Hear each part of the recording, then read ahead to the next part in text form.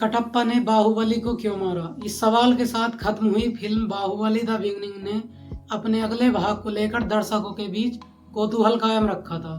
अब 2 पार्ट में बनी फिल्म देवरा में भी कुछ वैसा ही क्लाइमैक्स रखने की कोशिश की गई है कि आखिर बेटे ने अपने पिता को क्यों मारा। मगर कहानी के लेखक और निर्देशक कोरताला शिवा क्लाइमैक्स तक आते आते थोड़ा लड़खड़ा गए हैं। दोस्तों, तेलुगु सिनेमा की लेटेस्ट पेशकश देवरा पार्ट 1 को सिनेमा घरों में रिलीज कर दिया गया है। लगभग 6 साल बाद जूनियर एनटीआर कोई सोलो मूवी लेकर आए हैं जिसमें सैफ अली खान विलेन की भूमिका में नजर आ रहे हैं। कहानी 1996 के दौर में सेट है।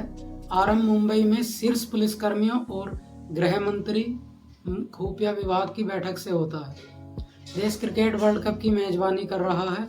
खुफिया एजेंसी को आशंका है कि गैंगस्टर भाइयों दया और येती उसमें कुछ बड़ी गड़बड़ी करने की तैयारी में है। सूचना के आधार पर पुलिस उनकी खोज में तमिलनाडु और आंध्र प्रदेश की सीमा पर स्थित गांव रत्नागिरी पहुंचती है। वहां पर तस्कर मुर्गन अवैध हथियारों की तस्करी समुद्र के जरिए करता है।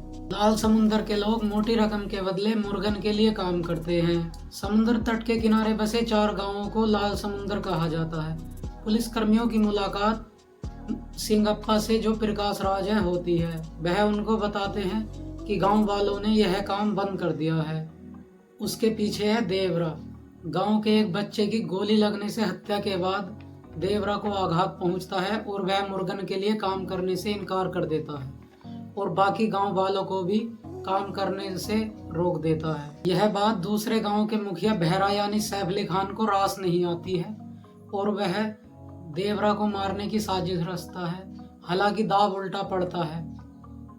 उसके बाद देवरा समुद्र में खौफ बनाए रखने के लिए रहस्यमय तरीके से गायब हो जाता है। कहानी 12 साल आगे बढ़ती है। बहरा का मिशन देवरा को मारना है। वहीं देवरा का बेटा जूनियर एनटीआर जवान हो चुका है, जो पिता जैसा बिल्कुल नहीं है। मूल रूप से तेलुगु में बनी है फिल्म हिंदी भाषा में डब होकर रिलीज की गई है। निर्देशक कोरताला शिवा द्वारा लिखी गई कहानी का केंद्र बिंदु देवरा ही है। उन्होंने एक्शन, ड्रामा और इमोशन को संतुलन करने का प्रयास किया है, लेकिन बहरा, रायप्पा, बरा और मुर्गन के किरदार को भी बेहतरीन तरीके से गढ़ने की आवश्यकता थी। फिल्म का पहला हिस्सा देवरा की ताकत, साहस, पराक्रम को स्थापित करने के बाद उसे समुद्र का राक्षस बनाने में ही व्यतीत होता है।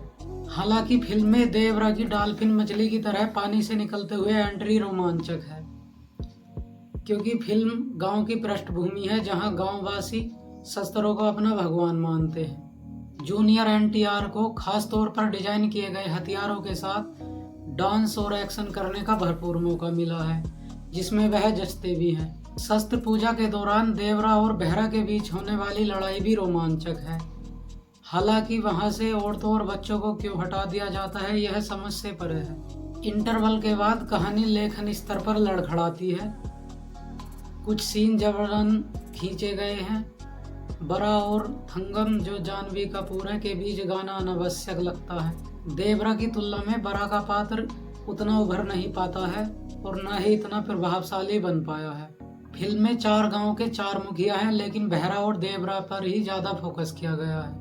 कहानी की शुरुआत गैंगस्टर को ढूंढने से होती है, लेकिन फिल्म में वह पहलू कहीं गुम हो गया है। सैफ अली खान और जानवी कपूर ने इस फिल्म से दक्षिण भारतीय फिल्म इंडस्ट्री में पदार्पण किया है। सैफ अली खान बहरा के किरदार में जचते हैं, लेकिन दक्षिण भारतीय पात्र होने का एहसास कहीं नहीं होता है। जानवी कपूर इस फिल्म में महज एक कामुकता भरे गाने और गिने चुने सीन के लिए हैं। फिल्म में कुछ विजुअल बेहद शानदार हैं, जिसका श्रेय सिनेमाटोग्राफर रत्ना बेलू को जाता है। देवरा के रहस्यमय तरीके से गायब होने के बाद कई सवालों के जवाब अनुत्तरित हैं, जिनको जानने के लिए दूसरे पार्ट का इंतजार करना होगा, जो अगले साल रिलीज होगा। तो दोस्तों, आप भी अगर मूवी देखने के शौकीन हैं तो मेरे चैनल को सब्सक्राइब कर लें और मैं आपके लिए न्यू मूवी से संबंधित जानकारी लाता रहूँगा। धन्यवाद।